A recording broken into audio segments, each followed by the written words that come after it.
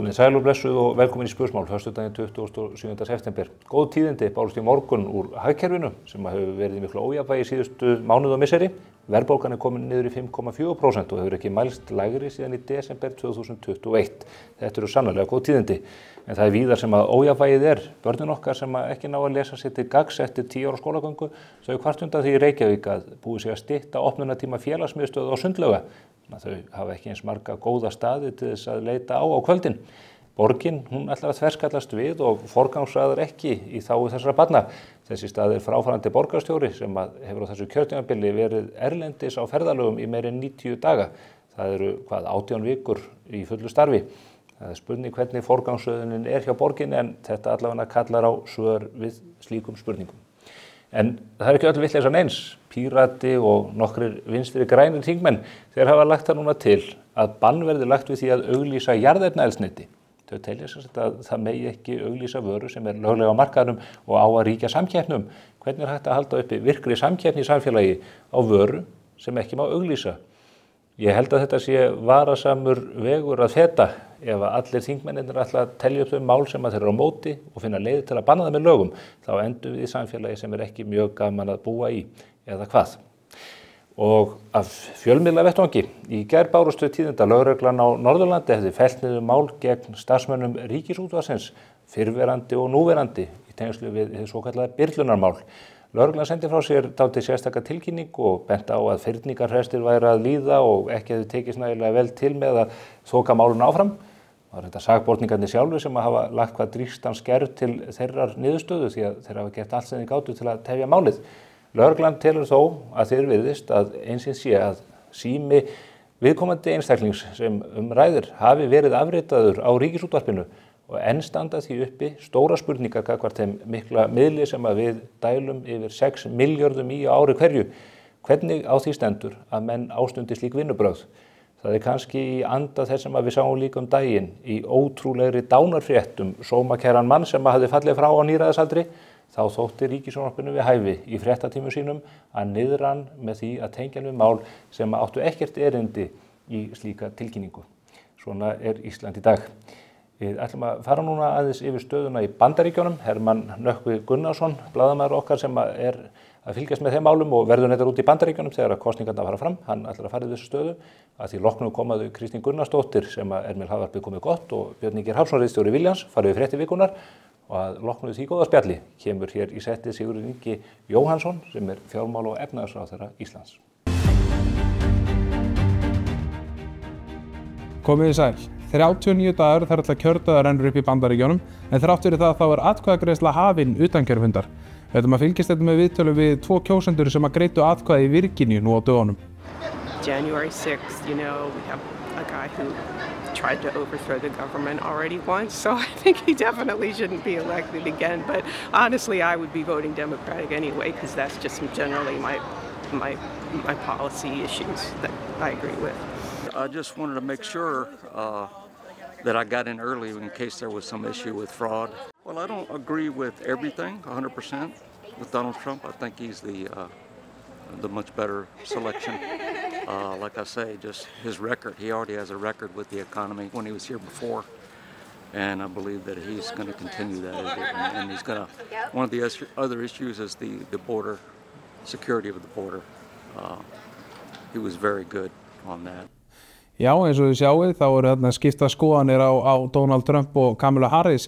En Donald Trump og Harris hafi mitt verið á ferð og flugi en þó aðalega í Pennsylvania, mikilvægasta sveifluríki enda með flesta kjörmennina. Við ætlum að fylgjast aðeins með hvað þau að segja við kjósendur í Pennsylvania. The American people face a choice between 2 fundamentally very different paths for our economy. I intend to chart a new way forward and grow America's middle class. Donald Trump intends to take America backward to the failed policies of the past. In this election, I believe we have an extraordinary opportunity to make our middle class the engine of America's prosperity. Think of the cruelty Kamala Harris is inflicting on the people of Pennsylvania. You live in a small town your whole life. You pay your taxes. You really are exemplary. You pay everything. You do everything. You love your town. You love your country. You know the town so well by name, you're just so proud of it. And suddenly she flies in thousands and thousands of migrants from the most dangerous places on earth. We got to take our country back from these horrible people, because if we win Pennsylvania, we win the whole thing. It's very simple. Já, þeir eru líflegir fundirnir í Bandaríkjunum, en okkur tíðrætt Pennsylvania eins og þau voru ávarpað þarna kjósendur í Pennsylvania, og við tölum áttu kannanir og þá sérstaklega meðaltalið. Við miðum auðvitað við Real Clear Politics sem tekur saman meðaltal margra kannana. Við ætlum að skoða hvað þessar kannanir að segja. Hún leiðir að meðaltalið með 0,6% stigum í Pennsylvania, en sjáu þið síðustu kannanir. Jafntefli, jafnt. Trump plus 1, jafnt. Trump plus 2, jafnt. Harris plus 5, Harris plus 4.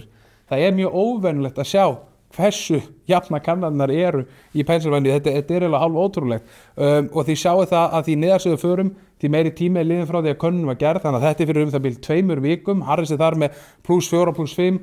Þetta svona, hún virðist þarna mögulega að vera að græða á kappræðunum, en síðan þegar líður á tíman þá hefur jafnast út þar sem hún græddi í kjölfar kappræðuna. En við skulum skoða stöðuna þess á landsvísu. Harris leiðir með það bil 2% stigum, sem bara á pari við það sem hún var fyrir viku síðan, og hefur verið svolítið með svipaðan damp síðustu vikurnar. Engin stórfelld breyting þar, og við skulum skoða þess að ríkin og sjá hver staðin þar. Trump hefur verið að styrkja sig í Georgíu, hann núna með rúmlega 2% stiga forskot. Við erum ekkert oft búin að vera að sjá það að frambjóðendur séu með yfir 2% stiga forskot í þessu sveifluríkjum. Harris á sama tíma sterkust í Michigan með 1,8% stiga forskoti. Trump líka þokkalega sterkur í Arizona, 1,6% forskot, annars þar munar innan við prósentustigi. En í raun og veru eins og staðan er núna í kjörmannakerfinu, að miklu út af Pennsylvania, þá er Harris að leiða í kjörmannakerfinu og mælist miðað við þetta með 276 kjörmenn, og það er 270 til þess að vinna. En við ætlum að klára þetta innslag hérna í dag á því að fjalla aðeins annar mál sem eru auðvitað banatilræði við Donald Trump miðjan mánuð. Við fjöllum þetta í síðustu viku. Ryan Westy Ruth hefur núna verið formlega ákærður fyrir banatilræði við forsetaframbjóðanda. Það kom í ljós og MBL fjallaði það á dögunum að hann skildi eftir þessi bréf sem hann skrifaði áður en að hann fór á golfvöllinn í Flórída. Í því bréfi segir hann að þetta hafi verið banatilræði. Hann sjá eftir því að hafi ekki náð að ráða Trump á dögum, en hann sé tilbúin að borga rúmlega 20 milljónir króna til þessi einstakling sem er tilbúin að klára verkið eins og hann orðaði það. Við ætlum ekki að hafa þetta lengra sinni. Ég sendi boltan aftur yfir á Stefán Einars. Komið sæl að nýju.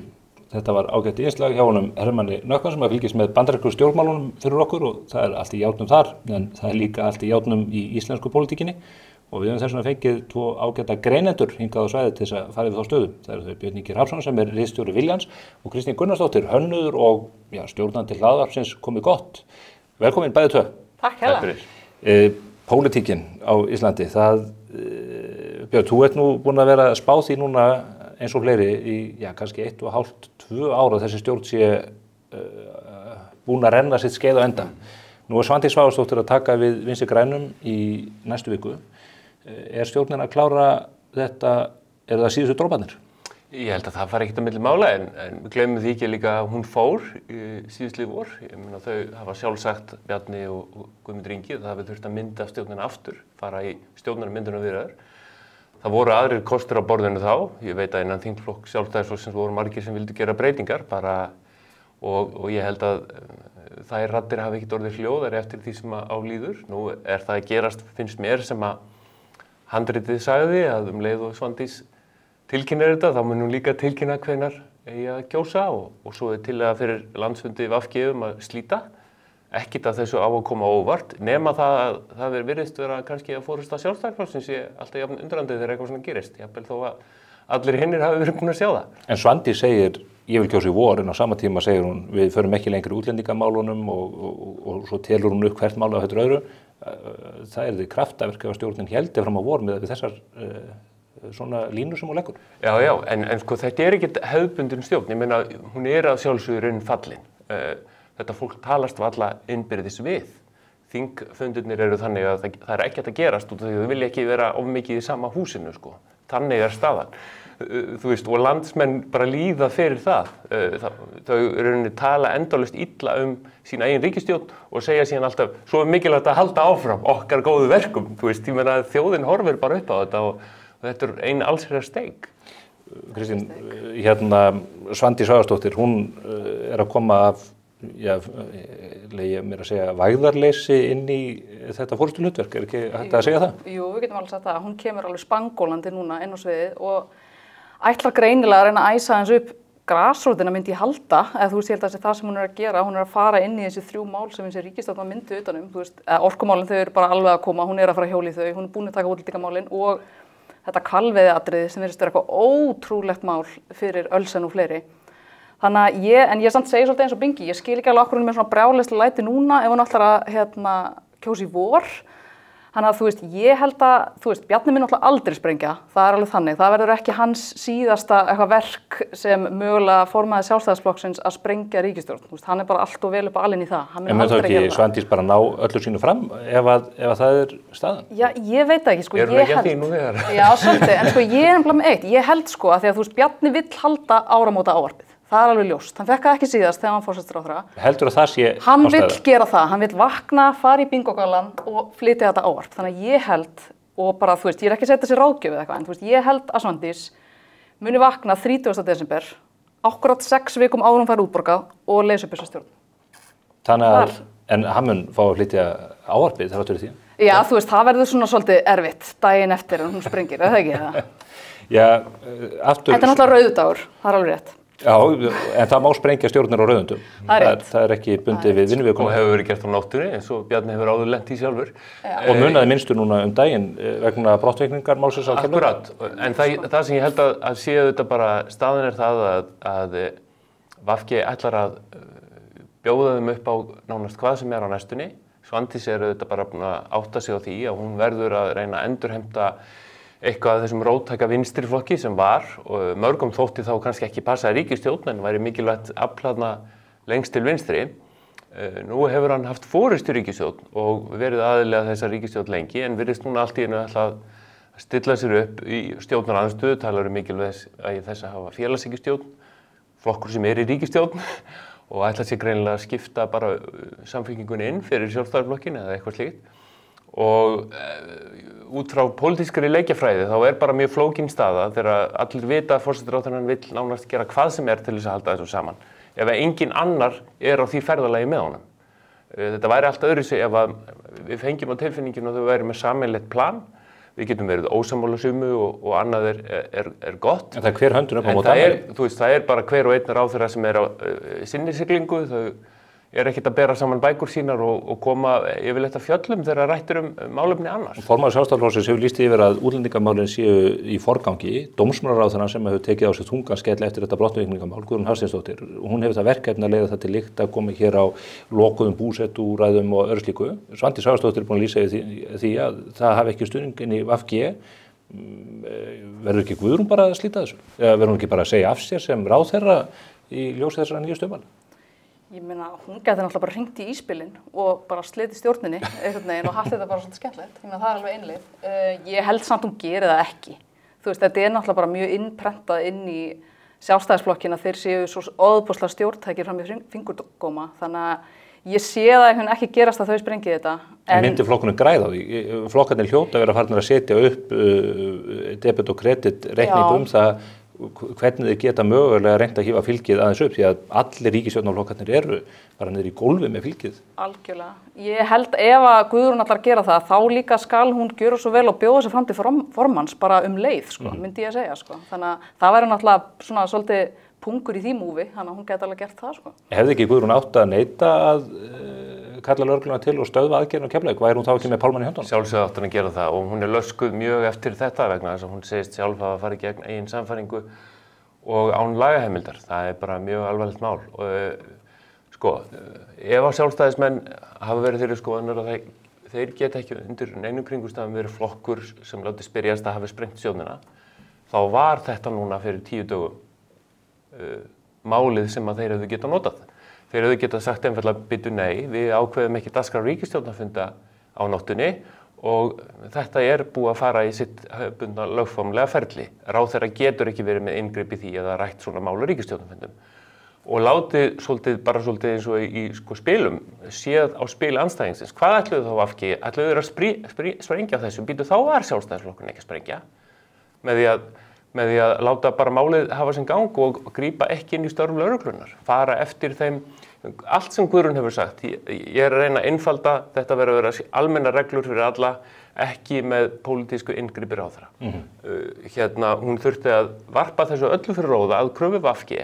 Og hverjar eru þakkir VG? Jú, við sjáum það strax. Það kemur bara nýtt og nýtt mál þar sem þeir stilla samstarfsflokknum upp í vegg af því að þeir eru bara komnir í sína pólitík að endurreisa flokk sem eru auðvitað í grundvallaratriðum bara hatramur andstæðingur Sjálfstæðisflokksins og hefur auðvitað alltaf verið. Og sýnir mjög á spilinu núna. Kristín, ég veit að þú sérstakur áhugamaður Bjarna Benediktsson. Heldur að hann verði áfram formaður eftir landsfundinn í febrúar? Sko, ég held að hann langi ekki til þess að hætta. Ég held það. Ég held að hann sé engan veginn, þess vegna segir hann náttúrulega ekkert þetta almennilegt. En ég held bara, ég efast að hann fái einhverja kosningu til þess að halda áfram. Þannig að ég held að muni svona nauðbeygður mun þurfa að hætta, held ég. Mun ekki Sjálfstæðisflokkurinn alltaf bakka upp sitjandi formann? Jú, það getur vel verið. Þannig hefur það verið hingað til, en nema 91. Jú, en sko, alveg sama hvaða sjálfstæðismann maður talar við allt land, þeir hafa mjög miklar áhyggjur þessari stöðu og til hamingju Stefán, sko, það ekki lengur marktækur munur á Sjálfstæðisflokki og Viðreisn. Miðflokkurinn þarna fyrir ofan, ég hef verið hér í þætti þar sem ég fyndist stundum eins og markmið hjá Sjálfstæðisflokknum væri að fara niður fyrir Miðflokkinn með ákvarðanir sem hafa verið teknar og það hefur bara allt gerst. Það snýst markmiðasetningu. Jú, en skilur, þú veist, þau þurfa að sýna okkur að þau sko kunni eitthvað í pólitík vegna þess að ef Sjálfstæðisflokkurinn á ekki að fá einhver allra verstu útreið í sögunni, þá verður eitthvað að gjörbreytast, það blasir bara við og þingmenn og ráðherrar flokksins vita það alveg. Það ekki endalaust að þetta vera með svo óskaplegu kurteisi eða meðvirkni gagnvart forystunni þegar að þetta blasir við öllum. Einn er svo forystumaður sem að siglir lignan sjó, það Kristrún Frostadóttir, það er bara eins og að hún geti haldið sig á Bahamas hvað sem tautur og raular. Já, nema kannski vegna tíðinda sem að bárust í Morgunum að Þórður Snær Júlíusson sé að bætast í þann fríðaflokk sem að er í því föruneti. Einmitt, sko Kristrún, já, hún náttúrulega hefur gengið fram með ofboðslegum hætti undanfarið. En það samt held ég alveg hjá hann alveg smá kalt á toppnum, sko. Af því að ég meina, þú veist, þetta þessi flokkur, ég meina hún þarna, en ég meina allir hinir. Þetta svona svolítið eins og okkur svona svolítið súr kennarastofa, þessi flokkur, fyrst mér. Og Ertu með ykkur að sérstaka í huga? Það bara svona stemmingin hann að finnst manni. Fyrir utan hún og Jóhann Páll þarna eitthvað tvíeyki og svo eitthvað svona restin sem eitthvað svolítið súr. Þannig að ég held að það sé mjög mikilvægt fyrir hann núna, sérstaklega sem hún núna í skoðanakönnunum aðeins að trenda niður á við. Allavega við hliðin og Viðreisn og Miðflokki, að þú veist, hún þarf að, því ég held með henni, sko. Ég segi bara, þetta bara gömul bekkjarsystir mín og bara flott kona, sko. En ég held hún þurfa bara rétt inn í eina menn upphillu og hún þarf bara að taka til í þessum flokki og að sýna okkur einhvern lista. En hún ekki búin að vera að taka til? Það hefur aldeilis dottið af vagninum. Já, en það svona fólk að fara í miklu fússi, sko. Þú veist, maður veit nú kannski ekki alveg hvað gerist bak við tjöldin. Þú vilt að hún hafi frumkvæða því að henda fólki út? Yes, ég vil það. En það líka með Þór Snæ, þú veist, ég held að fyrir alveg stóran kjósendahóp, sérstaklega svona í eldri kantinum, sem mjög ánægði með að fá Þór Snæ þarna borð og mér finnst það alls skemmtilegt. En hún þarf þá líka sérstaklega í ljósi þessum Jón Gnarr gerði í gær, að hann ákvaða stilla sér við hlið Þorgerðar og þeirra í Viðreisn, að það þarf að koma líka með eitthvað sem svona í smá stuði, sko, þú veist. Þórður Snær náttúrulega með allan harm heimsins á herðunum alla daga, sko. Þannig að, þú veist, fólk nennir ekki bara að horfa okkar leiðilegt, sko. Harmljóðin nú vinsælar bókmenntir, en það var annar mál.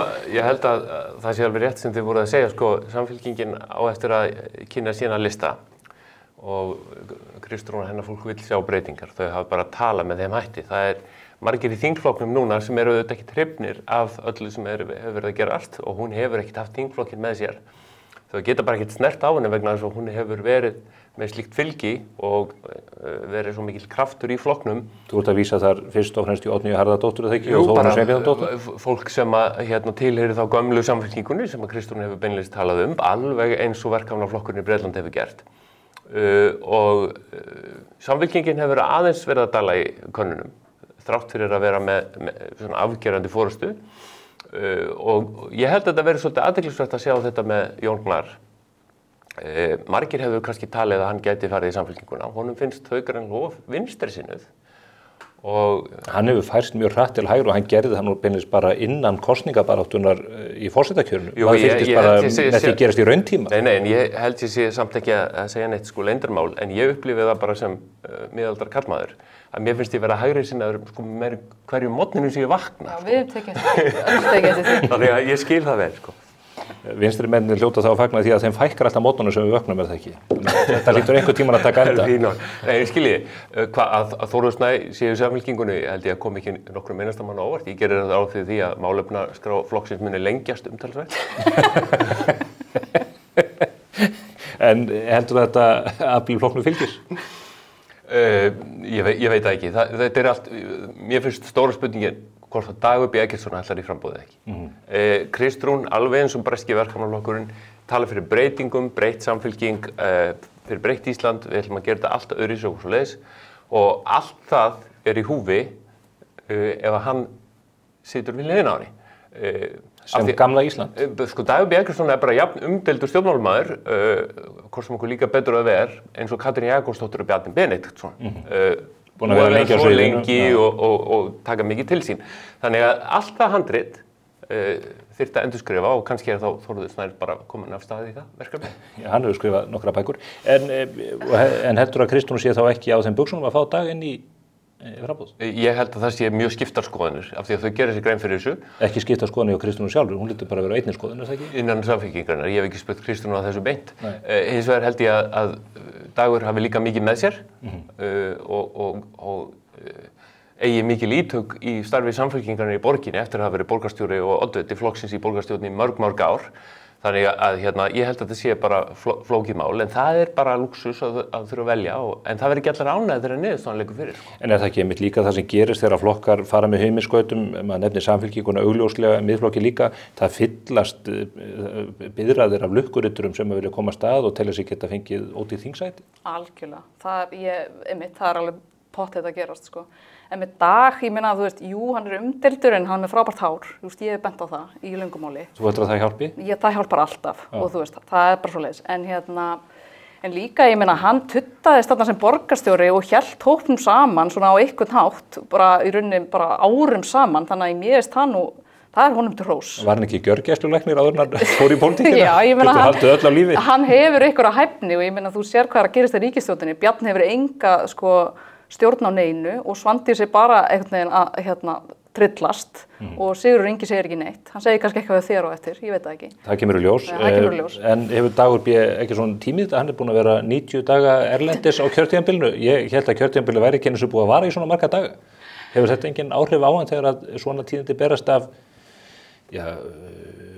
gnægta lífi stjórnmálamanns? Ég tek alltaf screenshot því ég sé frímyndir af DIB. Mér er svo gott að sjá hann þegar hann er frí. Hann er bara svo slakur. Sko. Hvílist vel. Hann hvílist vel, þú veist. Og hann þarf að taka orlof, það er alveg ljóst. Heldur þetta hafi áhrif á hann, Björn? Nei, ég held ekki. Það sé teflon? Eitt sem að við skulum átta okkur á með Dag er að hann er alveg gríðarlega klókur stjórnmálamaður. Hann hefur marg oft sko lent í því að tilheyra meirihluta sem fellur en hann bara bætir við hann. Þegar Einar Þorsteinsson og Framsókn vann kosningasigur síðast þá stilti hann því hann upp að hann hefði enga aðra kosti heldur en að vinna með gamla meirihlutanum og þetta var allt verið gert eins og hann sé mikill pólitískur klækjarefur sem hann er vel lesinn og að sér. Þannig að hann er ekkert búinn að segja sitt síðast að við skulum ekki halda það eina sekúndu. Nei. En hvar er hann? Dagur? Sérst ekki neitt? Nei, það veitum að setja ertaka á kallum. Já, það er gaman að vita. Segðu mér eitt mál sem að reyta tengist Þórði Snæ og það er ekki tilviljun að hann er að fara í þetta framboð núna. Nú er búið að fella niður þetta mál vegna hinnar myndu byrlunar, símastuldar, afritunar á síma Páls Steingrímssonar. Hvernig finnast ykkur lyktir þessa máls með við niðurstöðuna sem lögreglan kemst að? Fella málið niður en einhvern veginn láta því liggja að þarna hafi verið maðkað mjöl? Já, þetta er búið að vera, þetta mál er bara búið að malla svo lengi að ég þarf eiginlega bara að biðja gervigreindina að sjóða þetta eitthvað saman fyrir mig til að kjarna hvað gerðist þarna. Ég veit það ekki, ég las hann í einhverju grein að hann var búin að vera með stöðu sakbortings í einhverja 100 daga, einhverja 600 daga eða hvað það var sko. Þetta náttúrulega fáránlegt hvað þetta búið að taka langan tíma. En það ekki alls þekkt eins og í hrunmálunum menn hafa haft stöðu sakbortings í áratug eða meir?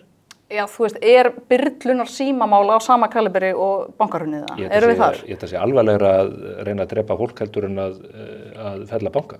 Ok, ok.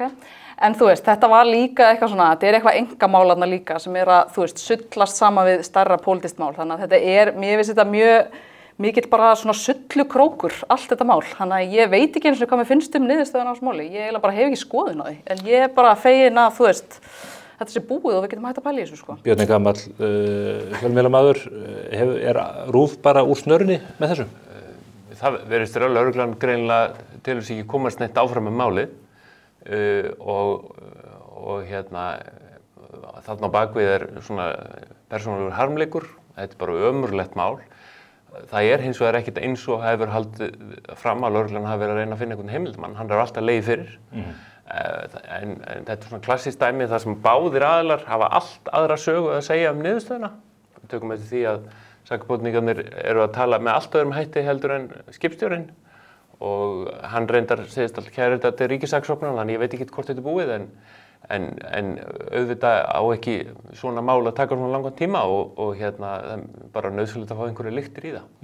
Og vonandi að þessi fjölmiðlamenn sem eiga þarna í hlut sýni því þá líka skilning þegar aðrir eru settir í þessa sömu stöðu árum saman sem sakborningar. Það ekki víst að þeir geri það. Það ekki alveg víst.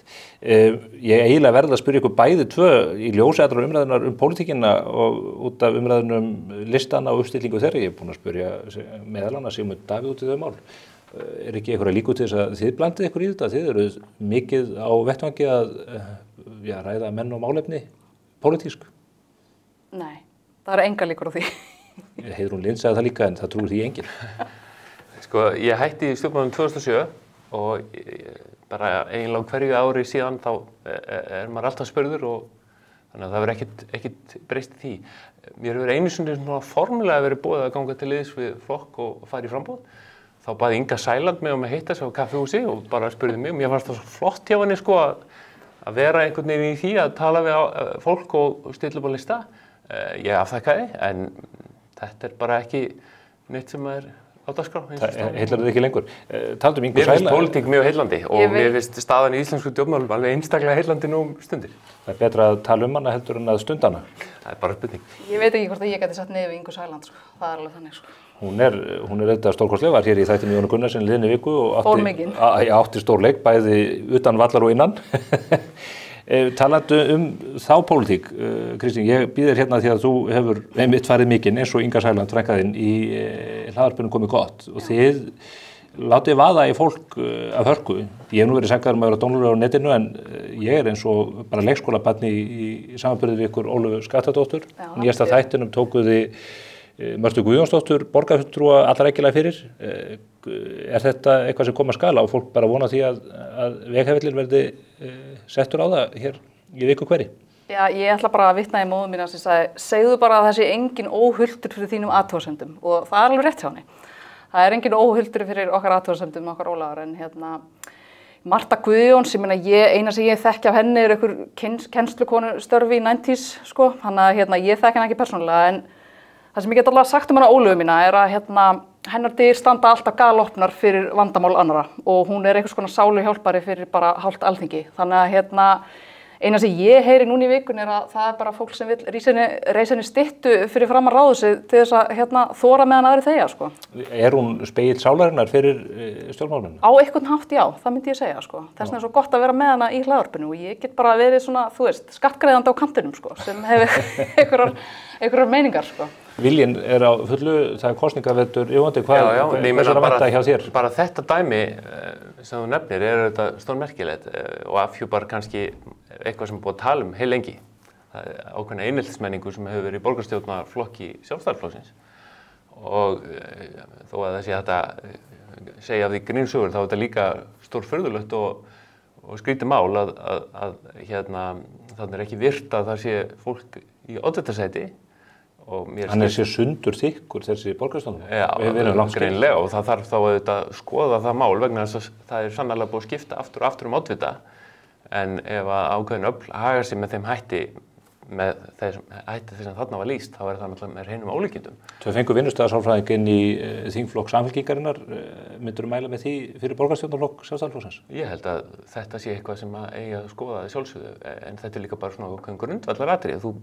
Þú verður að virða reglurnar, þú verður að virða niðurstöður til dæmis í prófkjörum og ef að flokkur búin að útnefna sér oddvita, þá þarf að virða það. Þetta forvitnilegt mál. Rétt að fá okkur til þess að rýna í spádómskúluna sem Inga Sæland skildi eftir hér í síðustu viku. Hvernig haldið að bara næstu vikur muni spilast? VG með sem fund núna í næstu viku. Hvað eru að fara að horfa upp á í október? Það erfitt. Mér líst bara illa á það sem að gerast núna, bara til að vera alveg hreinskilin. En þetta ægilega mikið fjör fyrir okkur hin sem erum á kantinum og erum að bjóða upp á athugasemdir. Þannig að þú veist, ég bara pínu spennt.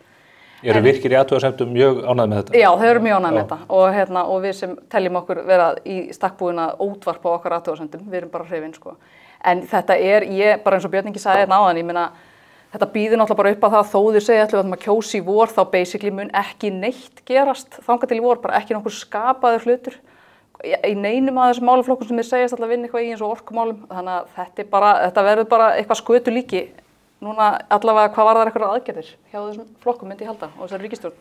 Nei, þetta bara allt í háa loft, við sjáum það líka, það eru deilur innan Pírata, þú veist, það er allir flokkar komnir í kosningahaminn, það sem áhugavert, ef það slitnar núna bara á næstu dögum, hvað gerist þá? Til dæmis Sjálfstæðisflokkurinn ekki með landsfund fyrir í febrúar.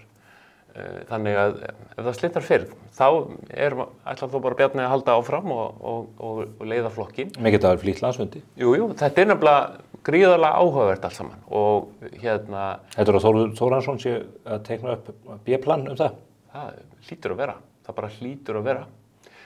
Svandís sem var að lýsa til dæmis þessu yfir útlendingamálinu í gær, hún veit algjörlega hvað áhrif það hefur. Já, með Áslaugu Örnu sem gest hjá mér í stjórnmálaspjalli á vinnustofu Kjarvalívikunni, hún vil sjá ríkisstjórn Miðflokks, Sjálfstæðisflokks og Viðreisnar. Þetta allt komið út allt og fólk farið að máta sinni í einhverju framtíð. Já, þetta eins og einn risastór konfettkassi. Þakka ykkur kærlega fyrir komuna í frétti vikunnar, Kristín Gunnarsdóttir og Björn Ingi Hrafnsson. Hér eftir örskamma stund Sigurður Ingi Jóhannsson sem fjármála- og efnahagsráðherra. Við ætlum að fara yfir stöðuna í hagkerfinu auðvitað og ríkisfjármálin, þar sem að menn ætla að halda áfram að skila halla hér. Já, ég segi ekki út í það óendanlega en allavega nokkur ár enn. Sjáumst þá.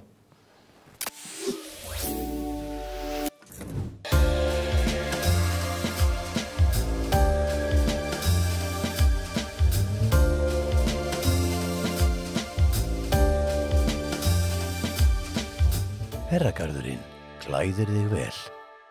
Komið sælað nýju. Hingað til mín komin Sigurður Ingi Jóhannsson sem fjármála- og efnahagsráðherra en hann líka formaður Framsóknarflokksins og einn af þeirra leiðtogum ríkisstjórnarinnar. Blessaður og sæll, Sigurður Ingi. Sæll. Gott að sjá þig. Mér langar til að ræða við ríkisfjármálin sem þetta risa hagsmunamál sem allra augu beinast að en það ekki komist hjá því að ræða bara ástandið í pólitíkin almennt. Við erum að horfa upp á það að sennilega núna í næstu viku verður skipt að nýju forystumann í einum hinna þriggja stjórnarflokka sem hafa haldið saman síðustu 7 árin eða svo. Hvernig líður þér í þessu umhverfi? Margir halda Bjarni sé að fara, ertu farin að óttast að standa einn eftir þarna? Sko, það nú vika langur tími pólitík. Ef þú ert í þessu þá þarftu nú bara að lifa við það að það ekki allt greipt í stein. Við höfum verið í árangursríku samstarfi í 7 ár. Það hefur auðvitað gengið á ýmsu, sérstaklega svona seinni árin, sem ekkert skrítið, ólíki flokkar og eins og við höfum oft farið yfir áður. En hvað einstaka flokkar taka ákvarðanir hvernig þeir stilla sínu liði upp til forystu eða eitthvað, það verður bara hver flokkur að sjá fyrir sig. Var fullkominn samhljómur á milli ykkar Guðmundar Inga og Bjarna Benediktssonar að hann myndi leiða ríkisstjórnina þegar að Katrín Jakobsdóttir vék af vettvangi? Já, við töluðum auðvitað saman það og alveg opinskátt og það voru vissulega einhverjir valkostir aðrir í stöðunni. Eins og hverjir? til að mynda að ég hefði geta verið leitt ríkisstjórnina sem dæmi. Við ræddum það, en hérna... Kom til greina Guðmundur Ingi gera það? Nei, það kom nú ekki til greina, ekki okkar mati. En það var auðvitað sérstakt í ríkisstjórn Katrínar að þar voru 3 fyrrum forsætisráðherrar. Bjarni hafði jú verið forsætisráðherra áður og ég líka.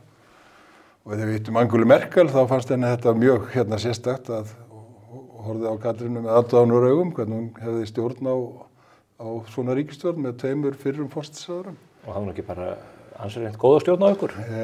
Við vorum býsna góð í að tala saman og ég held hún hafa bara svaraðið með þeim hætti að okkar samstarf gengi ljómandi.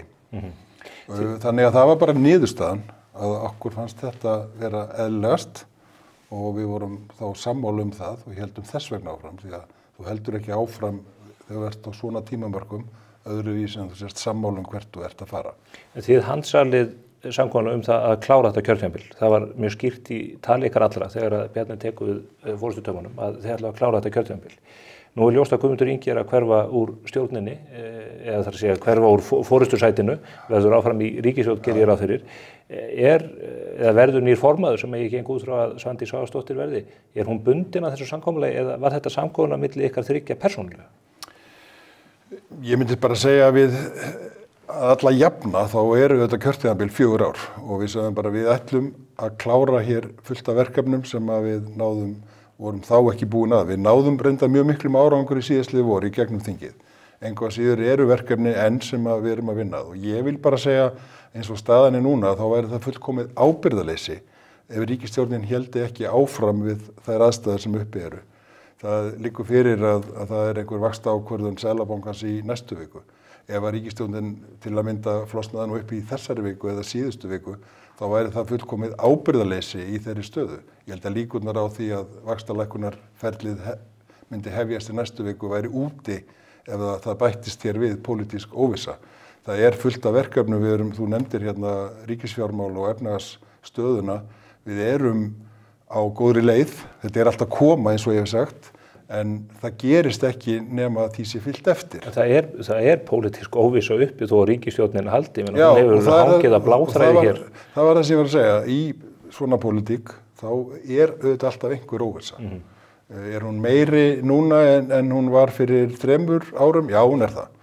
En eitthvað meiri eða minni en hún var fyrir einhverjum 3 mánuðum? Það svo allt annað mál. En var samkomulagið milli ykkar 3 einstaklingana eða það milli flokkana? Svandís bundin af þessu að ljúka kjörtímabilinu? Við höfum og ræddum það áður en að til þessa kom að við myndum þurfa að taka ákvörðun það milli flokkana og segja frá því tímalega bara með virðingu fyrir lýðræðinu og öllum stjórnmálaflokkum og gefa fólki tíma til að undirbúa sig, stilla á lista eitthvað slíkt, hvort að við myndum stefna því að kjósa næsta haust og klára kjörtímabilið að fullu eða hvort að það kemur til greina að kjósa vori eins og margir hafa rætt vegna þess að það var hefð fyrir því áður. Við höfum hins vegar ekki rætt það til hlítar. Nú hefur Svandís lýst því yfir og hún vilji kjósa næsta vor. Hvað þýðir það fyrir stjórnarsamstarfi? Verða menn ekki að dansa eftir þeirri kröfu þegar að... Hún lýsti því reyndar yfir það var enn persónulega skoðun. Já.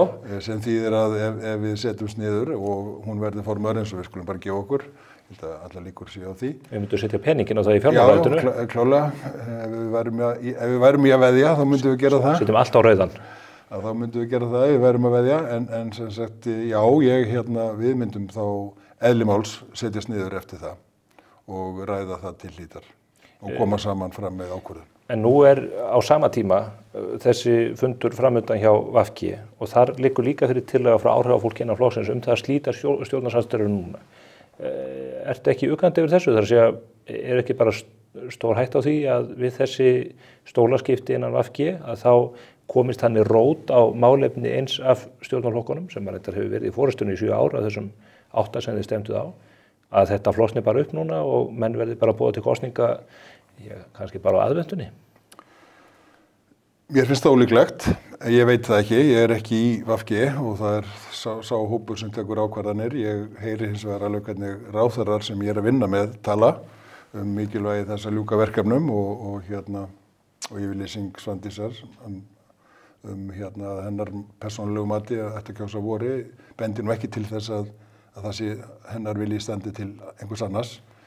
En ég ítreka bara það sem ég sagði áðan, það væri ábyrgðar hluti við þessar aðstæður sem uppi eru að slíta ríkisstjórnarsamstarfi núna. Það eru verkefni sem skipta samfélagi máli sem við erum með inn í þinginu, ríkisfjármálin eða bara fjárlögin og efnahagslífið sem hangir svolítið á þeim. Það skiptir máli að þessi ríkisstjórn klári það verkefni til þess að við sjáum vextina, verðbólguna fara niður og vonandi vextina í kjölfarið. En þið stefnið að því að samþykkja fjárlögin það ekki fyrir jól? Jú, fyrir jól.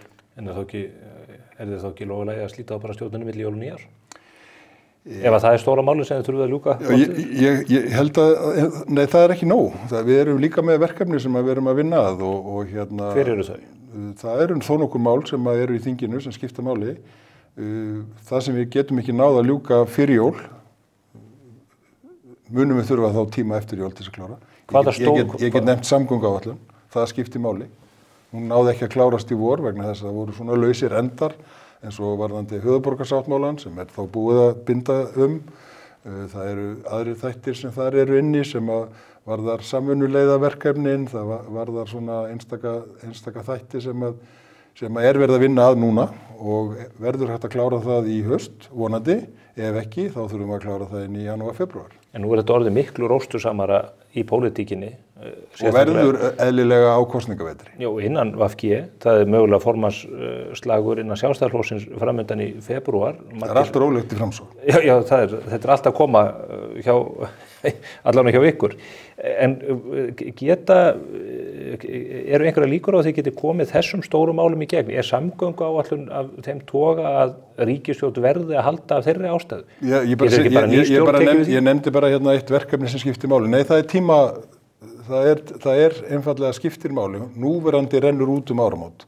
Ef við viljum halda áfram innviðauppbyggingunni sem við viljum, klárlega, þá þarf að vera svona framhald, kontinuitet í þessu. En hún er stopp, innviðauppbyggingin. Þið eruð að styrta öllum peningunum í Hornafjarðarfljótið, en önnur verkefni eru bara ekki boðin út, þannig að þetta kortið er ekki að með hreyfingu. Öll verkefnin hafa haldið áfram þangað til að þau hafa klárast og svo verða þau boðin út núna í framhaldinu, þau sem eru inn á núgildandi samgönguáætlun, eins og ég hef skilið málið. Eðli máls þá stýrivegagerðin því svo lítið hvernig sjóðstreymi innan ársins er, en eins og ég skil það, þá munu verkefnin einfallega halda áfram. En svo til að taka nýja verkefni, þá nýja samgönguáætlun. Og það er auðvitað stefnt að því að klára hana hér í haust, en það er ekki víst að það takist á nokkrum vikum. Akkur ekki? Var þetta ekki allt tilbúið í vor? Jú, en hún kemur auðvitað aðeins endurnýjuð, það kemur nýr ráðherra og hún fer aðeins í gegnum það með sínar áherslur. Þeir eru með meirihluta í þinginu, þeir hljóta að geta keyrt þetta í gegnum þinginu. Já, það er alveg rétt hjá þér, en það eru bara fleiri verkefni sem þurfa að fara þar í gegn. Við erum með fleiri verkefni þannig sem að skipta máli, við erum með vindorku sem að kemur vonandi inn í þingið. Ég hef vonast eftir því að lagareldisfrumvarpið komi fram. En er full samstaða samgönguáætlun? Ég bara spyr vegna þess að... Hún er náttúrulega ekki komið fram, Stefán Einar, en það er full samstaða það að leggja áherslu á áframhaldandi uppbyggingu innviða í gegnum samgöngur, já. Þau stóru mál sem að hafa reynt hvað mest á stjórnarsamstarfið er þetta einkennilega mál með söluna á Íslandsbanka. Þið stefnir núna að því að selja eftirstaðan hlut í bankanum. En það eru tvö önnur mál sem að hafa reynt mjög á. Það eru hvalveiðarnar. Það sem að deilt var hvort að atvinnufrelsi fólks samkvæmt stjórnarskrá varðið ekki. Og mér langar aðeins til að heyri þið með það, en mér langar líka til að fara yfir þetta furðumál sem varðaði brottvísun ungstrengs frá Palestínu sem ekkert varð af. Menn vakna upp á mánudagsmorgni og það hefur orðið uppi fótur og fit út á Keflavíkurflugvelli vegna þess að ríkisstjórn Íslands hefur hlutast til yfirstandandi lögregluaðgerð. Er þetta til marks um það að við búum í réttaríki að ráðherrar séu að vakna upp miðja nætur og grípa inn í aðgerði sem að, það til bara stjórnvöld hafa tekið ákvarðanir? Sko, fyrst og fremst þá var náttúrulega engin önnur ákvörðun tekin en að fresta þessari brottför. Og allir vissu hvað það myndi hafa í för með sig. Og að skoða málið. Það vissu allir hvaða áhrif það myndi hafa. Já, það var einn ákvörðun sem var tekin. Menn vissu hvaða afleiðingar það myndi hafa. Slík ákvörðun tel ég í réttaríki fullkomlega eðlilegt að taka. En svo ákvörðun var tekin til þess að koma í veg fyrir að brottvísunin... Þú segir það. Þú veist það líka, Sigurður. Við vitum alveg að tímalínan var með þessum hætti. Það vissu allir nákvæmlega hvað þetta þýddi. Og ég held að niðurstaðan hafi verið alveg ásættanleg fyrir allavega þessa fjölskyldu og fyrir kerfið í heild sinni, já held ég líka, en þetta var ekki gott að það þurfi að grípa inn í með þessum hætti. Við eigum að virða lögin, það eiga allir að virða lögin. Þeir sem ekki eru hér á Íslandi með réttmætum hætti, sem það hafa fengið höfnun, þeir eiga auðvitað að virða það og fara sjálfviljugir. Mjög margir gera það, allir sé ekki 1100 manns á þessu ári nú þegar farnir mestuleiti í sjálfviljugri brottför. En voru þá lögin ekki virt í þessu máli? Jú, ég að segja, ein ákvörðun sem var tekin var að fresta þessari brottför og skoða málið betur. En hvað með önnur mál? Ætlið að fara að taka svona mál fyrir? Nei, ég held að það sé afleitt að það sé, og ég hef sagt að þetta mál hafi engin fordæmis gildi í mínum huga, engin. Hvernig stendur á því? Eiga ekki allir rétt á sambærilegri meðferð? Jú, ég held að það sé alveg klárt, en eins og komið var í ljós að þá var barnið inn á sjúkrastofnun, þó það var í hvíldarinnlögn. Ég tel að það hefði réttlætt það að menn myndu skoða málið betur. Það gildir ekki almennt og ég býst við það. Og ég er ekki að ásaka þá sem að standa að þessum erfiðu ákvörðunum og framkvæmt að þeir hafa ekki staðið rétt að málum, en ég held að þarna hefði menn átt aðeins að staldra við varðandi það að barnið var sannarlega inn á sjúkrastofnun. Og mér finnst það eðlilegt, mér finnst það mannúðlegt og það að taka ákvörðunum að fresta brottförinni hafi verið eðlilegt og án þess að það sé fordæmisgefandi á nokkurn hátt. En þá ætti að segja að í málum þar sem að ráðherra ríkisstjórnarnir telja að réttbær stjórnvöld hefðu átt að leggja við hlustur tiltekin atriði en ekki gert, að þá eigi ríkisstjórnin möguleika því að grípa inn í og fresta fullnustuaðgerðum. Í þessu tilviki var frestun. Ég hef oftar heyrt þig og fleiri gagnrýna það að stjórnmálamenn þú ekki taka ákvarðanir vegna þess að kerfið sé búið að taka ákvarðanir fyrir þá. Ég held að þarna sé dæmi að ráðherrar þorðu að taka ákvarðanir en voru ekki að stíga inn í lögmætt kerfi. Þetta til þess að koma í veg fyrir fullnustu aðgerðarinnar. Já, það síðan afleiðingin af því að tímafresturinn var með þessum hætti. Hafið þið lagt mat á kostnaðinn sem felst í því að þetta mál fer í þennan farveg? Hvað þetta muni kosta ríkissjóð að þetta mál og þar að segja umönnun drengsins? Nei, ég þekki ekki til þess að við séum að leggja kostnaðarmat á hvern einstaklingi þessu. Við gerum það auðvitað í heild sinni og stóra myndin þessi að á síðasta ári voru 600 mann sem fóru á landi brott sem höfðu fengið höfnun eða boðum að víkja á landinu með sjálfviljugum hætti. Núna í ágúst voru þeir orðnir 1100, þannig að þær breytingar sem við höfum gert á útlendingamálunum hafa haft meðal annars þetta í för með sér.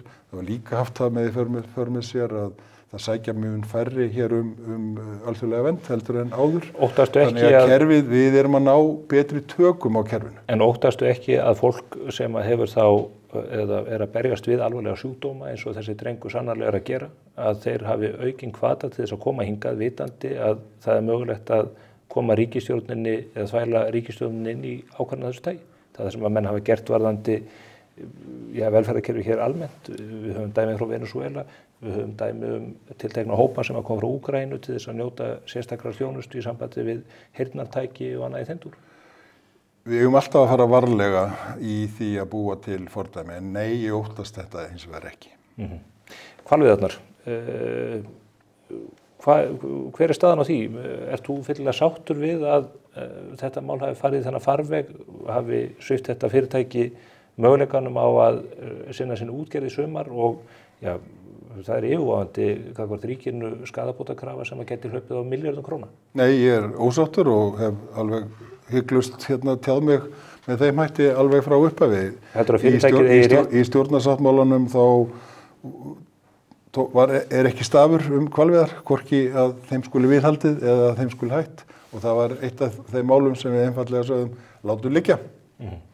Þess vegna kom mér ákvörðun á sínu tíma óvart og var ekki sátt við hana og hef alveg lýst þeirri skoðun minni. Heldur ríkið eða fyrirtækið rétt á bótum gagnvart ríkinu fyrir þessum? Ég ætla ekki að setjast í það dómarasæti, það þurfa aðrir að gera það með lögmætum hætti, þannig ég ætla ekki að gera það, en mér fannst þetta hins vegar ekki rétt vegna þess að ég er semst hlynntur því að við stundum sjálfbærar veiðar hvort sem á hvölum eða öðrum tegundum á meðan við gerum það með sjálfbærum öruggum hætti. En viðurkenniru eða horfust í augu við það að fyrirtækið hafi orðið fyrir tjóni vegna þessar ákvörðunar? Það náttúrulega augljóst að fólk sem að bjóst við því að vera að fara að vinna þarna í fyrra sumar og síðan gufaði sú vinna upp. Það var fyrir tjónið, ég held að það sé nokkuð augljóst. Það allavega fekk ekki þá vinnu sem að við vitum líka er ágætlega borgað fyrir, en hvort þau fenguðu síðan vinnu sem að við betur borgað,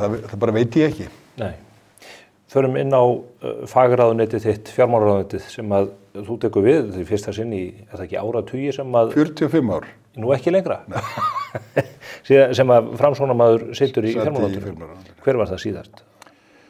Tómas Árnason satt líklega síðast 11 mánaða skeið og þar á undan Halldór E. Sigurðsson. Já. Borgnesingur. Já. Þetta er vel mannað. Já. Það stefnt á hallarekstur áframhaldandi upp á 41.000 milljónir á næsta ári. Er það ekki fullkomið metnaðarleysi af ykkar hálfu að loka ekki þessu gati í fjárlögum sem að nema 1.500 milljardum? Nei, það er það ekki. Við erum á mjög góðri leið með því að lenda hagkerfi eftir mikið þenslu ástand. Það eru ekki nema örfá ár síðan og við rákum ríkið með 300 milljarða halla. Þar sem við beittum ríkissjóði að fullu í að verja hagkerfið, almenningi í landinu, fyrirtækin gegn alheimsfaraldrinum COVID. Og árið eftir var það held ég 200. Þið voru reyndar að verja, er það ekki almenning og fyrirtækin út á aðgerðum sem þið gripu til? Nei, alls ekki. Heimurinn var stopp og Ísland gekk miklu skemur í öllum slíkum aðgerðum heldur en langflestar aðrar þjóðir. Langflestar. Við getum sleppt Svíþjóð, en langflestum. Við lokuðum til að mynda aldrei landamærum og við lokuðum til að mynda aldrei skólum, svo skipti vikum og mánuðum saman eins og til að mynda var gert á Spáni, svo dæmi sitt ekki. Þannig að, nei, það er rangt. Að við höfum gert það að við erum að borga okkar eigið tjón. Við hreinlega studdum í gegnum hagkerfið. Síðan þá höfum við verið að skala þetta niður mjög hratt. Það er að segja þau sig og taka þau tilbaka á sama tíma og fyrirtækin og heimilin hafa endurreist sig. Og meiri segja gegnum COVID, þá var kaupmáttaraukning á Íslandi. Í öllum norrænum ríkjónum var verulegur kaupmáttarrýrnun, laun lækkuðu. Og þau hafa ekki náð því ennþá. En hér náttúrulega líka miklu meiri verðbólga heldur en þar. Og það er afleiðingin. Þetta kom hún að utan, fyrst í gegnum verðbólgu sem stafaði af því að það var högt í framleiðinni eins og við þekkjum. Síðan kom eftir COVID þegar allir voru búin að safna upp dálítið mikið af sjóðum, þá kom þessi eftirspurnar út af einkaneyslunni? Út af einkaneyslunni, eftirspurnar. En húsnæðismálin líka? Þetta tvennt er horfið. Eftir stendur verðbólguvæntingar sem eru enn hærra á Íslandi heldur en í nálægum löndum og það er það sem við erum að glíma við.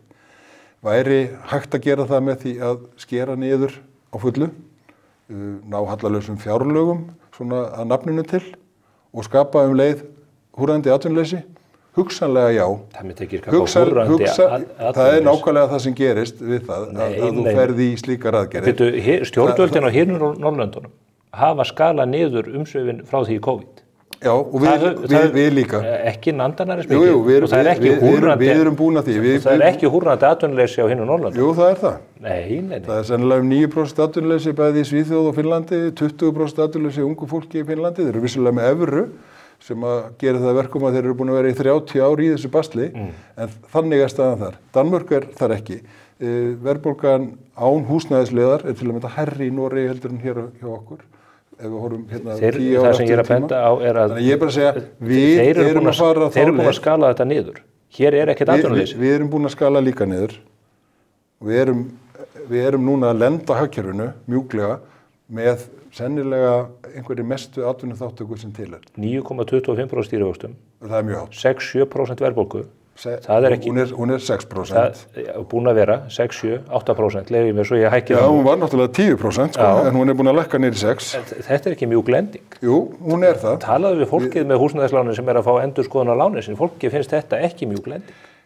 Bara síst að fólk lítur á þetta sem algjört bylmingshögg. Ef það myndi við svinna, þá var það hörð lending. Það líka hörlending þegar afborganirnar hækka Nei, 80-100%. það er miklu mýkri leið á meðan þú getur unnið og getur tryggt afkomuna. Við höfum líka verið síðan að grípa inn í viðkvæmustu hópana. Ekki gleyma því að við kjarasamningi, ég veit að þið voruð ekki ánægð með það hér, en við fórum inn og sögðum við ætlum að halda hérna utan ungt barnafólk. Við hækkuðum barnabætur og við höfum gert það 5 milljarðar núna 2 ára, 3 milljarðar í fyrra og 2 milljarðar í fjárlögum næsta árs, eða yfirstandandi árs. Við fórum inn með húsnæðisbætur, við fórum inn með sérstakar vaxtabætur upp á 5,5 milljarðar sem við greiddum núna til 60.000 manns, núna mánaðamótin ágúst-september. Hefur einhver kvartað yfir því að hafa fengið þá fjármuni? Eða kvartað yfir því hvernig það gekk? Eða kvartar enginn undan því að fá peninga? Kvartað yfir því hvernig það gekk? Nei, þetta var hjálp.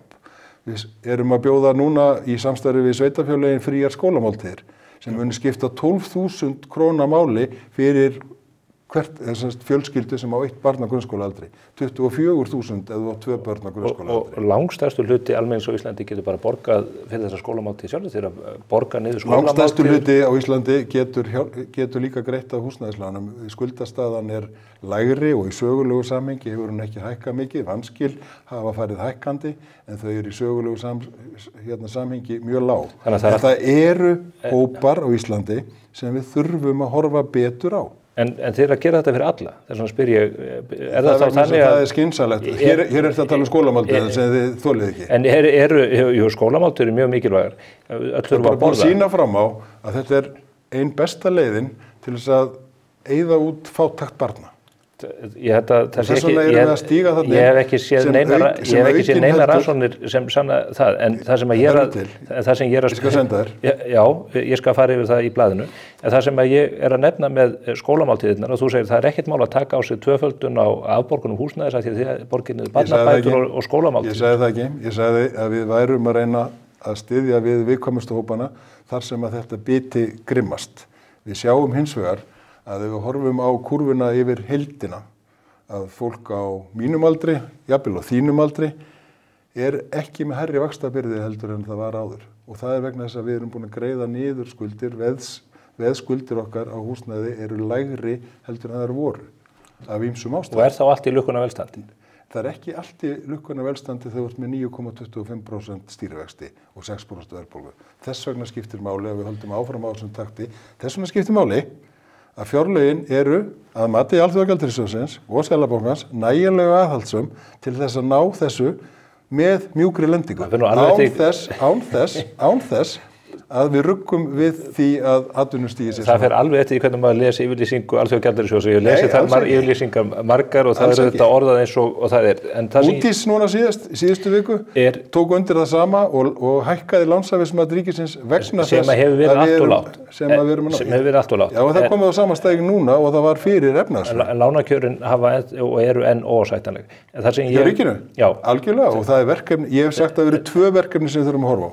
Ef að þið hefðu skilað hallalausum fjárlögum, Sigurður, ef að þið hefðu skilað hallalausum fjárlögum í ár og á næsta ári, þá hefði verðbólgan farið hraðar niður.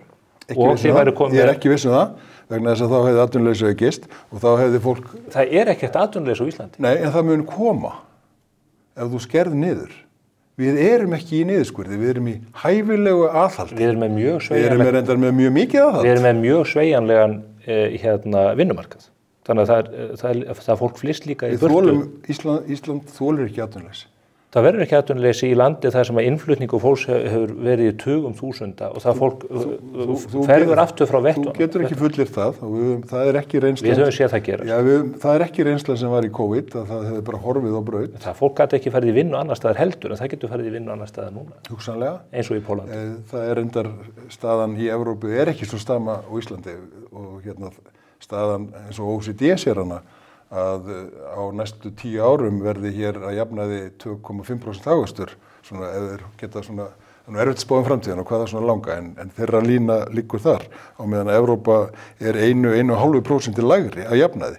Þannig að horfurnar hér að því gefnu að við náum þessari mjúku lendingu og þetta er út frá þeim áætlunum sem við erum með og ég er að tala fyrir að séu nægar. Eitt af því sem hefur haft áhrif á lánshæfismat Íslands eru áætlanir ykkar ár eftir ár reyndar mun minni hallarekstur á ríkinu en raunin hefur orðið. 3 ári röð. Nei, þetta er öfugt, Stefán Einar.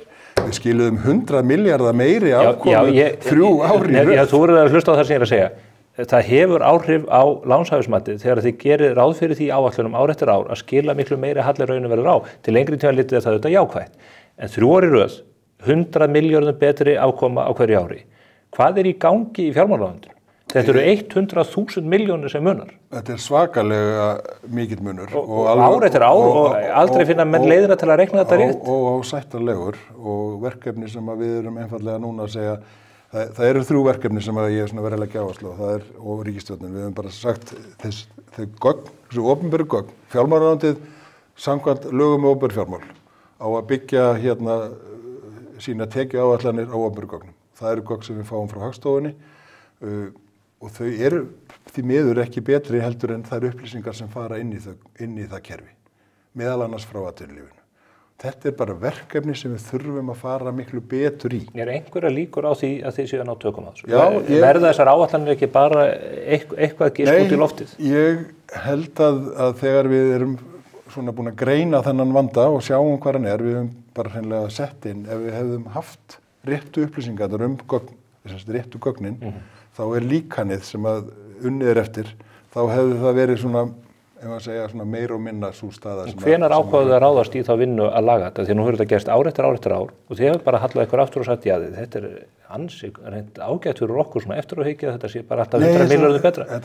Sko, auðvitað er þetta gott fyrir hagkerfið að við tókum þessu 100 milljarður. Gott fyrir ykkur, því kortið ykkur af þessu öllu viðtölum. Tókum þessu 100 milljarður og settum þess að lækka skuldir, sko. Þið haldið þið fram að við veittum, það er rangt.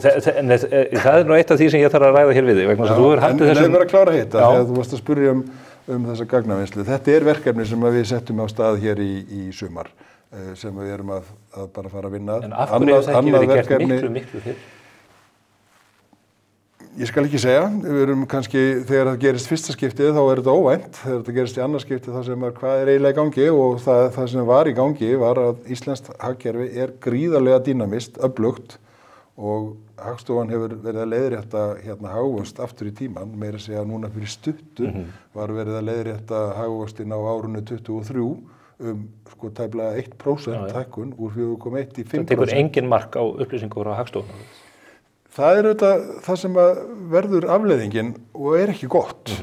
Og þess vegna þurfum við í samstarfi við Hagstofuna, samstarfi við Seðlabankann, samstarfi við atvinnulífið að verða betri í því að afla rauntíma gagna, þannig að gögnin sem að Hagstofan vinnur með og við síðan notum, samkvæmt lögum, að þau séu réttari og eins rétt og hægt er. Það er eitt verkefni. Þú hefur margsinnis haldið því fram að undanförnu í umræðunum þennan minni halla en menn gerir ráð fyrir, þessi 100 milljarða minni halli heldur en raun hefur orðið á, að þið við nota þá peninga til þess að borga niður skuldir. Meira og minna. Ég skoða fjárlögin ár eftir ár og ég sé að skuldir ríkissjóðs aukast og aukast ár frá ári. Hvernig getur það haldið? Nei, það er ekki aukast. Það eru víst að aukast. Ekki, sko, þú verður auðvitað... Þegar þú rekur ríkið með halla... Þú verður auðvitað að taka tillit til þess að við erum í miklum hagvexti og þetta er hlutfall af landsframleiðslu. Ég er ekki að... Nei, nú verður þú líka að leyfa mér vegna þess að hluti af hagvextinum er gríðarlegur innflutningur af fólki. Sko gríðarlegur. Þið talið alltaf þessi hlutfall, en skuldirnar eru að auka. Þið segja, við erum að borga niður skuldir. Þegar það fjölgar 3,1% í landinu og þú segir að ríkið sé að stækka sem einhverju nemur, er það að stækka meira en 3,1%? Ég er ekki að segja að ríkið sé að stækka, ég er að segja að þið eru að auka skuldir. En þú mætir í viðtölu og segir, við erum að borga niður skuldir. Það er ekki rétt, þið eru að auka skuldir. Hvað ætlaði að taka mikið að lánum á næsta ári? Á næsta ári? Man nú ekki alveg töluna svona 1, 2 og 3 hérna. Er það norðan við 100 milljarðar? Við erum allavega þurfum að taka þau lán sem við þurfum. Það munum við að hanga meðal annars á því hvort okkur takist sem við erum að stefna að selja cirka helmingin af Íslandsbanka núna í haust og hinn helmingin næsta ári. Það mun skipta miklu máli upp á hvaða fjármagn við þurfum. Við þurfum líka stundum að meta það hvort að við séum komin í betri færi að endur fjármagna dýrar skuldir og taka þá lán. Þannig að þessi tali er nú ekki alveg heilög. En við getum verið saman við það að skuldir ríkisins mun ekki lækka í krónum talið á næsta ári. Þó þú getur farið í hlutfallsleikin við aðrir en mig. Ég er ekki, Ég ætla ekki að sverja fyrir það, Stefán, en ég ætla þá bara að koma setna í þáttinn og útskýra af hverju. En skuldir ríkisins ekki að fara að lækka í krónutali? Það lækka og lækka sem hlutfall af stærðinni, það er engin spurning. Sem þýðir í raun og veru að það verið léttara og léttara fyrir okkur að skulda þetta, nákvæmlega bara eins og að reka heimili. En nú gerir þið ráð fyrir því að ríkið verður ekki með 40... Verðbólgan hækkar skuldir ríkissjóðs líka. Já. Og skiptir verulega máli. Bara núna ástæðan fyrir því að það er 41 milljarður en ekki 29 eru að það eru 12 milljarða gap sem kemur vegna þess að verðbólgan er hærri heldur en við vorum að reikna með í fjármálaáætlun. 41 milljarður á næsta ári. Og svo eru þessar áætlanir sem enginn treysti, hvorki frá Hagstofunni né fjármálaráðuneytinu orðið. Nú er hagkerfið að kólna mjög hratt. Áætlanir hjá bönkunum gera ráð fyrir að hagvöxtur hér sé lítill sem enginn í ár að hann verði mögulega mjög takmarkaður næsta ári. Nei, það er enginn að tala um það. Arion banki var að koma með spá sem er lægri heldur en Íslandsbanki, þannig að við erum að sjá þetta, en þetta eru takmörkuð aukning. Er ekki stór hætt á því að einmitt á næsta ári verði halli ríkissjóðs einfaldlega miklu mun meiri heldur en 41 milljarðar? Nei, ég fullyri að svo verði ekki og ég hef ekki áhyggjur af því. Ég held hins vegar að það sem við þurfum að hafa áhyggjur af, það er að hagkerfið botnfrjósi allt í einu. Vegna þess að svona háir stýrivextir, svona háir raunvextir til langs tíma býta allt í einu. Og við sáum náttúrulega bara hækkanir núna bankana sem hugsanlega eru ómiklar. Ég hef líka tekið undir það, ég heyri hvað Seðlabankinn segir og að við þurfum að skoða það og ég veit að viðskiptaráðuneytið er að skoða það. En þegar það gerist að þá þetta hægir enn frekar á og við vitum að það er tímaspönn í þegar þú setur svona háa stýrivexti að þá kannski býta þér ekki að fullu fyrir eftir 18 mánuði og einhvern tímann á tímanum getur það gerst að kælingin verði bara mjög snögg og það er það sem við höfum verið að horfa á. Er það yfirvofandi? Þessum ég held ekki við náum mjúkulendingunni. Og þess vegna skiptir máli að reka kerfin okkar með þeim hætti að við séum að tryggja það að heilbrigðiskerfið sé fjármagnað að gangi eftir, menntakerfið, velferðarkerfið, að við getum tekið þátt í þeim innviða uppbyggingum sem við skuldum að gera meira í. Og það er eitt verkefni sem við takjum örgulega alveg heilan þátt í að segja hvernig getum við gert það og þetta er ekki nýtt vandamál.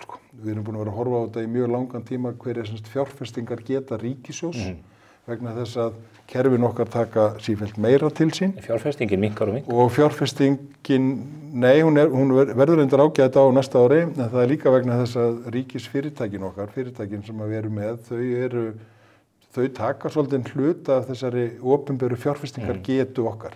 Eftir situr ríkissjóður, þess vegna hefur skipt máli að hugsa samgöngumálin svolítið upp og nýtt hvernig við fjármögnum samgöngumálin. Vegna þess að við getum það ekki, við höfum ekki gert það og munum ekki geta í langri framtíð fjármagnað alla þá innviðauppbyggingu sem við þurfum að fara í með því að taka peninga úr ríkissjóði. Þið í Framsóknarflokknum hafi verið nokkuð stikkfrí umræðinu flóttamannamálin. Það var tugir milljarðar unnið úr ríkissjóði í þessum mál. Landamærin hafa verið galopin, við fáum hér upplýsingar af blanduð þetta allt þessa glæpahópa sem að hér fljóta inn án þess að menn fá rönd við reist. Mér telst til samkvæmt upplýsingum úr þinginu að þið sé að verja 2,4 milljörðum í ár bara í öryggisgæslu í tengslu við flóttamenn í landinu og það er svipuð upphæð og í fyrra, hún er meiri kostnaður heldur en í húsnæðismálinu sjálf. Hvað telst þú hæfilegt að taka á móti mörgum flóttamennum hér á ári? Ég held að sé erfitt að setja svona fingurinn á það. Við opnuðum til að mynda landamærin fyrir Úkraínu og þeir sækja ekki alþjóðlega vernd, heldur bara fá þeir hana. Og í dag er staðan svo að langstærsti hópurinn sem hingað kemur inn í þetta kerfi okkar er að koma frá Úkraínu. Hvað ráðum við marga þá, ef ég orða spurninguna?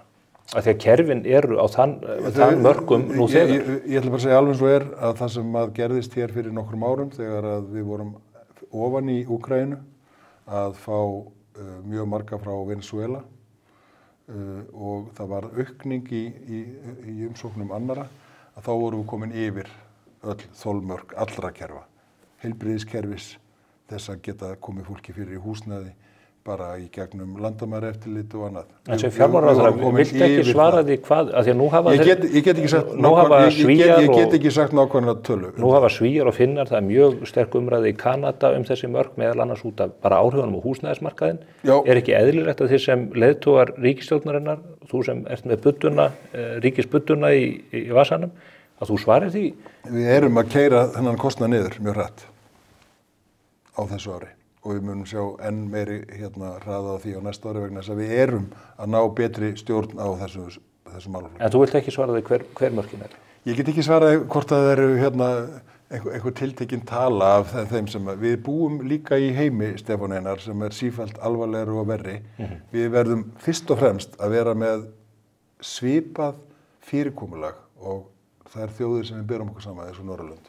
Vegna þess að við getum ekki bjargað öllum þeim, hvort það eru 7 eða 17 eða 27 milljónir manna sem munu þurfa á einhvers konar hjálp að halda. En verður við ekki fyrst og fremst að verja hagsmuni Íslendinga? Já, klárlega, og þeirra sem hér búa. En við verðum auðvitað líka að vera í stakk búin til að taka og styðja við fólk í heiminum. Við erum rík þjóð, við getum gert það. Við gerum það auðvitað stóru leyti gegnum þróunaraðstoð og stuðning við mannúð, en við erum einmitt pínulítil þjóð og eigum ekki að reisa okkur bara einfallega of háan vegg þar sem við komumst ekki yfir hann, sko. Við eigum að gera hlutina vel. Þegar við vorum að ræða þessi flóttamannamál hér fyrir nokkrum árum, þá voru held ég allir sammála það að það veri mikilvægara fyrir okkur að taka á móti kvótaflóttamönnum sem eru þá að mati Sameinuðu þjóðanna fólk sem þarf á mestri hjálp að halda en ekki að vera með mjög opin landamæri gagnvart hverjum sem vill sækja alþjóðlega vernd, fer síðan inn í eitthvert kerfi sem tekur oflangan tíma að greiða úr og meðal annars tekur það oflangan tíma vegna þess að fjöldin er of mikill og við ráðum ekki við það.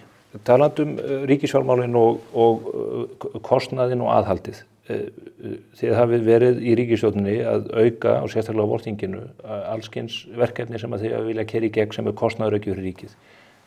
Mér hefur orðið tíðrætt tvöföldun listamannalauna, þið viljið keyra í gegn þjóðaróperu sem á að kosta hér 100 milljóna, þið ætlaði að fara í þjóðarhöll og allskyns verkefni þessu tagi. Á sama tíma horfum við upp á það að lögreglan getur ekki varið fyrirtækin í landinu fyrir innbrotum, menn hafa enga stjórn á þessu glæpahópum sem hér eru í landinu. Hvers konar forgangsröðun er þetta hjá stjórnvöldum? Er ykkur sama til dæmis þessa fyrirtækja eigendur, verslanareigendur í Síðumúla og Ármúla sem að standa ráðþrota og lögreglan mætir ekki einu svona staðinn þó að brotið sé inn og verðmætum stólið fyrir milljónir á milljónir ofan? Þetta er alltaf bara ósvífni að setja þetta svona fram, Stefán Einar, vegna þess að auðvitað er verið að bæta í lögregluna og til að mynda held ég fari rétt með það í minnisblaði sem var unnið í fjármálaráðuneytinu að í einhverju stétt hefur fjölgað meira heldur en hjá lögreglunni. Eru þá þessi verslunareigendur ósvífnir þegar þeir eru ósáttir við þessa forgangsröðun? Ég veit ekki hvað þeim finnst. Væri það ósvífni ef þeir væri á þessari skoðun?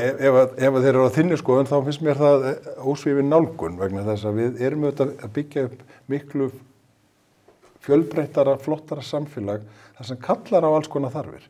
Eins og til að mynda hver vill vera í samfélagi án menningar.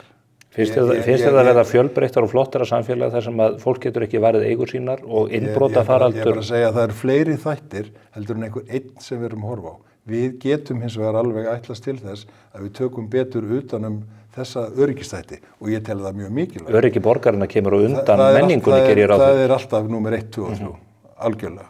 Og við hefum lagt áherslu á það og við erum að leggja aukna fjármuni þar inn. Við erum til dæmis núna í tengslum við því miður vaxandi ofbeldi barna, hnífaburð og annað að þá eru ráðuneytin búin að vera að vinna saman núna í marga mánuði, komið fram með áætlun í sumar sem við síðan vorum að stækka og koma með út. Hluti af því er að fjölga til dæmis samfélagslögreglumönnum Borgarstjórinn þinn vill ekki takast á við þann vanda. Borgarstjórinn þinn hann styttir opnunartíma sundlaug og þeir vil ekki halda opnunartíma félagsmiðstöða í því horfi sem áður var.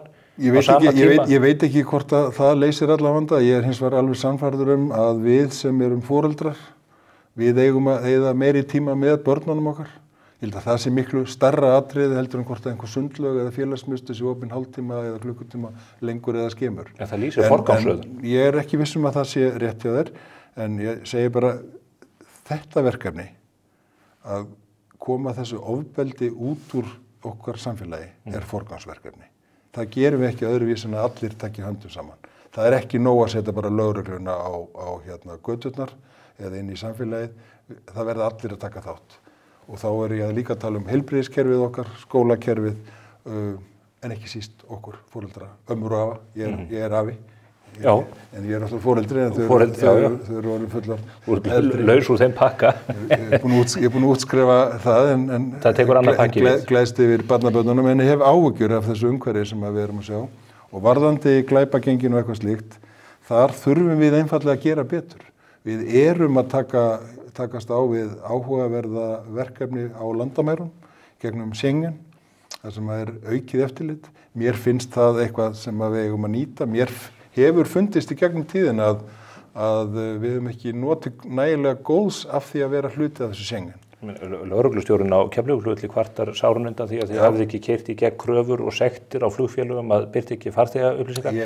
Landamærin eru bara opin. Ég held reyndar að ef við tökum Ísland og berum það saman við önnur lönd eða aðra flugvelli, að þá séu fá lönd sem eru með eins hátt hlutfall af þessum farþegalistum sem við fáum. Lögreglustjórinn kvartar undan þessu. Já, ég heyri það, en ég held að þetta sé samt staðreyndin, sko, að við séum bara þar á toppi að fá þessir upplýsingar, enda eru íslensku flugfélögin bara mjög viljug til þess að... Hann kvartan sáran undan þessu. Ég ger ráð fyrir því að þú kvartir sáran undan þeim mælingum sem að Framsóknarflokkurinn fær í könnunum. Ég kvarta kannski ekki sáran, en það eru ekki skemmtilegar. Nei. Hvernig ætlar að hifa þetta upp? Ég hef sagt að auðvitað þekkjum við þetta. Við höfum gengið í gegnum svona tímabil þar sem að enginn virðist vilja kannast við að vera framsóknarmaður nema á kosningadaginn. Sem sagt að í gegnum kjörtíðanbilið alveg sama hvernig gengur, ég segi kannski ekki alveg sama. Svo kemur í ljós að allir eru framsóknarmenn við beinið. Já, það fæðast allir framsóknarmenn eins og við vitum. Svo bara spurning hvernig menn þroskast eins og einhver sagði. En nei, þetta er ekki gott að mælast, þetta er ekki hvatning í vinnunni, en við tökum þetta sem hvatningu að gera betur. Betur í að segja frá því sem við erum að gera. Við erum mjög vinnusöm, við erum bara þekkt fyrir það. En hefur ykkur ekki bara tekist illa upp fyrst að fólk hefur yfirgefið ykkur? Ég held að þetta sé, sko, auðvitað sjáum við alveg að ríkisstjórnin er mjög óvinsæl. Og flokkarnir. Og við erum í henni og allir flokkarnir. Og ráðherrarnir óvinsælir. Já, líka það. Og við sjáum að þetta er nákvæmlega líka að gerast alls staðar í kringum okkur. Ég hef auðvitað átt í samskiptu við kollega mína í öðrum löndum. Og þetta er sami... Það er ógn í heiminum, það er stríð í Evrópu, það eru ógnir á Miðausturlöndum, við sjáum þetta líka í Afríku og líka í Asíu. Við lifum einhvern veginn tíma þar sem að fólk lifir meira óöryggi og það er óstöðuleiki. Þú sækist eftir öryggi, svo vorum að tala áðan öryggi Ég var svo ósvífinn að nefna það. Nei, þú varst að stilla upp hlutum með... Þú verður að velja hafna. Þá getur ekki gert þetta. Þú þekkir það í heimilisbókhaldinu. Við verðum að geta gert þetta allt saman, en við verðum auðvitað forgangsraða á hverjum tíma og við erum að því.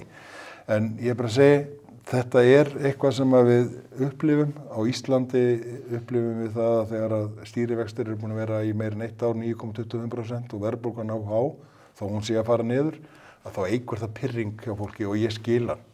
Og heldur þú náður að snúa þessu við áður en kemur kosningum? Ég held að við munum snúa þessu við, já. Og ég held að við munum, þegar að nær dregur kosningum, vera býsna góð í að segja betur frá því sem að við höfum verið að gera, sem er margt mjög gott. Ég geti farið yfir það, við þurfum nokkra þætti í það. Gott, þú örugglega eftir að koma hérna aftur áður en að kosningum kemur. Ég er bjartsýnn á það. Já, það kemur í ljós hvort þetta sé allt að koma. Takk kærlega fyrir komuna, Sigurður Ingi. Þá er ekki meira á vettvangi spursmála þessa ágætu vikuna. Við þakkum ykkur fyrir samfélgina og hlökkum til að sjá okkur hér að vikuliðinni með spennandi efni eins og oftast endra nær. Verið sæl.